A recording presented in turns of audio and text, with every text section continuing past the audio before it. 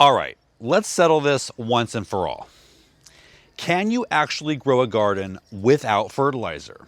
Because if you spend any amount of time gardening, you're gonna hear two completely different things. On the one side, you have people saying you have to fertilize or your plants are gonna struggle and they're never gonna produce the way you want. And then on the other side, you've got people saying, don't worry about fertilizer, just build good soil and everything will take care of itself. So which one is actually true? Because those are two completely different approaches and they can't both be right in every situation. So the answer is, it depends. It depends very specifically on where you're growing, because a container, a raised bed, and an in-ground bed are not just slightly different, they are completely different systems. And if you don't take that into account, you can end up either wasting money on fertilizer you don't actually need, or skipping it in situations where your plants literally don't have a chance without it. So what I want to do in this video is break this down as simply as possible. We're going to go through containers, raised beds, and in-ground gardens, and I'm going to show you exactly where fertilizer is required, where it's optional, and where people tend to get this wrong. Let's start with containers because this is the easiest one to understand. If you're growing in containers, you cannot grow successfully without fertilizer. This is a hard no. And I want to break this down for a second because this is where a lot of beginners get tripped up. A container is a completely closed system. There's no connection to the ground. There's no deep soil below pulling in nutrients, and there's no natural cycling happening over time. Everything that plant has access to is whatever's inside that pot. That's it. Now, when you first plant something, it looks great. Fresh potting mix, nice and fluffy. The potting mix probably has some nutrients in it. And for a little while, everything seems fine, but the plant is constantly pulling nutrients out of that soil. And every time you water, you're flushing nutrients out of that container. So now you got two things happening at once. The plant is using nutrients and you're washing nutrients away. And nothing is replacing them. So what ends up happening is things look good at first because of the residual nutrients that might be in the potting soil. And then slowly, almost without noticing, growth starts to stall. Leaves might get yellow, plants don't size up the way you expected, and production drops off if it ever started at all. And you might start thinking, what am I doing wrong? But it's not a complicated issue. It's just that the system ran out of fuel. So when people ask, can I grow in containers without fertilizer? What they're really asking is, can my plant survive long-term in a system where nutrients are constantly being removed and never replaced? And it's an easy answer once you figure that out, right? The answer is no. At that point, fertilizer isn't optional, it's the entire system. You are replacing what doesn't exist naturally. And actually, this is a good spot to mention this real quick. We're going to be doing a giveaway this video with Neptune's Harvest fertilizer. I've been using them for 8 or more years now, and I know a lot of you love them too. I'll explain how to enter at the end of the video, but if you're growing in containers, this is exactly where something like this makes a huge difference. Now let's move on to raised beds, because this is where things get a lot more confusing. And this is also where I see the most mistakes, because raised beds look like in-ground gardening, but they don't always behave like it. And whether or not you can get away without fertilizer comes down to one key thing. Is that bed actually connected to real, good, healthy soil underneath? Because if it's not, then it's really not acting like in-ground soil, it's acting like a giant container. So let's say you've got a raised bed that's 17 inches deep, filled with imported soil sitting on top of compacted ground, or even worse, a barrier of some sort. That system is mostly isolated. There's not a lot happening below it, if anything. There's no deep nutrient exchange. There's limited or no biological action with the native soil.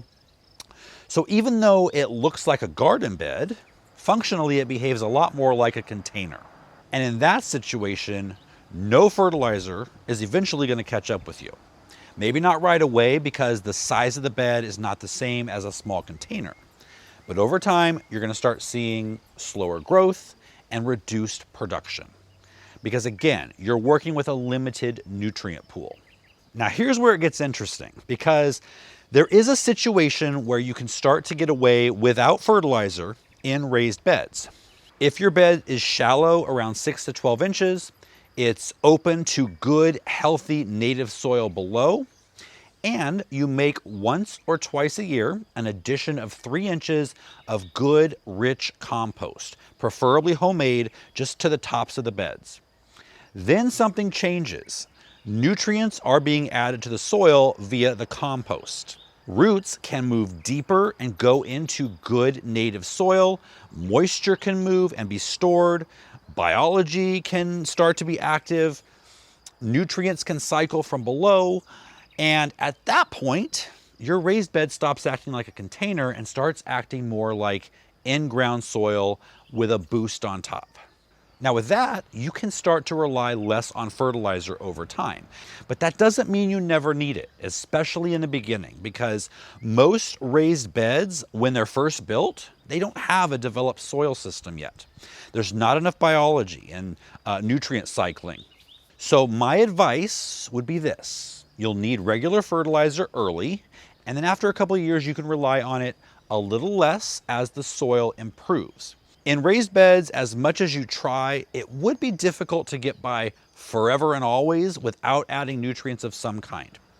If you have good, rich homemade compost to apply once or twice a year, then that would definitely help things. But for the most part, you might get away with less fertilizer, but possibly never no fertilizer.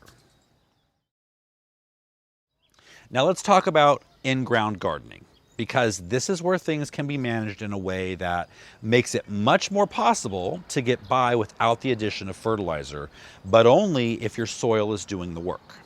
And this is where we need to define what that actually means, because it's not just dirt. Good soil is alive. It's got organic matter, microbial life, fungal networks, structure that holds water and nutrients, and is also well draining. And when all of that is working together, your soil becomes a system that is constantly cycling nutrients, breaking things down, making nutrients available to plants naturally. And at that point, you're not feeding the plant anymore. The soil is feeding the plant. But here's the reality. Most in-ground soil is not there yet. A lot of it has been depleted, overworked, low in organic matter, low in biological activity. And in that situation, trying to grow without fertilizer is going to be a struggle because the system isn't doing its job yet. So again, fertilizer becomes a tool, not something you have to rely on forever, but something you use while you build the soil. And over time, as that soil improves, you can start backing off. And with the addition of good compost yearly or bi-yearly, if you're in a climate where you can grow all year, you may get to a point where you no longer need to rely on fertilizer. It's definitely a great goal to work towards. Now at this point, the real question becomes, if you're going to use fertilizer, what kind actually makes sense? Because this is where a lot of people stop thinking about the system and just start thinking about numbers on a label: nitrogen, phosphorus, potassium. Bigger numbers must be better, right? But that's not really how this works, because not all fertilizers behave the same way in your soil. Synthetic fertilizers feed the plant. Organic fertilizers feed the soil, which then feeds the plant. It's a big picture difference. But even with organic fertilizers, there are some important differences that most people don't realize. A lot of people are familiar with fish emulsion. I used to use it, and all the neighbors knew when I was using it because you could smell it for a block. Fish emulsion is typically made using heat. It's basically a big vat of fish guts and parts that is boiled and cooked down into a thick, pasty liquid, which makes some of the nutrients available quickly: nitrogen, phosphorus, and potassium, to name the biggest three. But the cooking process also strips away a lot of what made that material valuable in the first place. All of the beneficial enzymes and micronutrients that make plants thrive and produce higher nutrient harvest for us and help build the soil itself. But on the other hand, hydrolyzed fish fertilizer is different. And our giveaway today, Neptune's Harvest, is a good example of this. Instead of using heat, it's made using a cold process with enzymes. So rather than cooking everything down, it's being broken apart naturally into amino acids and simpler protein structures. And that definitely matters, especially if you're trying to build your soil to rely less on fertilizer later. Because now you're not just adding nitrogen, you're adding a form of nitrogen that comes from actual protein. So when it goes into the soil, it doesn't just hit the plant all at once, it breaks down gradually, and more importantly, it feeds the biology in the soil. And this is where things really start to separate. Because over time, if you rely only on concentrated synthetic fertilizers, you can actually reduce the biological life in your soil. At that point, the soil becomes more dependent on inputs from you and less capable of supporting plants on its own. Synthetic fertilizers are designed to drive fast growth. You apply them, the plant responds quickly. And you see a lot of green growth. Things look bigger, they grow faster, and at first that feels like a good thing. But here's the issue. That kind of growth can outpace what the plant can actually support. The structure isn't always there yet.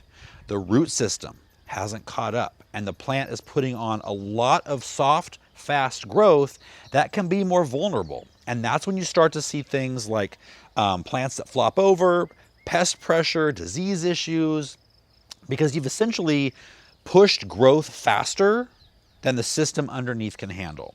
Where something like a hydrolyzed fish fertilizer works very differently, because it's not forcing growth, it's supporting it. It's slower, it's more balanced, and it's tied to what's actually happening in the soil. So instead of the plant racing ahead, the roots, the top growth, and the soil biology tend to stay more in sync. And over time, that usually leads to plants that are more stable, more resilient, and better able to handle stress. Just because a plant is growing fast doesn't mean it's growing well. So let's bring this all together, and then we'll get to the giveaway. Can you grow a garden without fertilizer? In containers? No. In raised beds? Only under very specific conditions. And in the ground? Yes, but only if your soil is actually doing the work. Otherwise, something has to replace that, and that's where fertilizer comes in. And that's really the shift I want you to make. Stop thinking about fertilizer as something that you either use or you don't use, and start thinking about it as a tool that fills in the gaps when your soil can't. Because fertilizer itself doesn't fix bad soil. It replaces what the soil isn't doing. All right, the giveaway. Neptune's Harvest is giving away a gallon of tomato and veg formula, which is my personal favorite for a general season feed, and a 4-pound bag of crab and lobster shell, which I use on everything at planting time. If you want to enter the giveaway, all you have to do is drop a comment below and let me know how you're growing this year. Containers, raised beds, or in ground. And I guess technically you can comment as many times as you want, and each comment will be entered into the random drawing. That's it. Now, a quick warning. Every time there's a giveaway on YouTube, the scammers know it, and they respond to your comment in the comment section. We try to delete them, but sometimes it's impossible. So if anyone, with my logo even, contacts you to tell you you've won, and all you have to do is pay shipping, it's a scam. First of all, if you win, we don't charge shipping. So what we started doing to combat this is to run the giveaway for 7 days. So it ends on Friday, April 24th. You can then come back to this video on Saturday, the 25th, check the video description, and we will have the winner listed there and a way for you to contact us. So comment below and enter, and also watch this video right here about why I don't use Miracle-Gro, and give you some free DIY fertilizers you can make at home. I'll see you guys next time.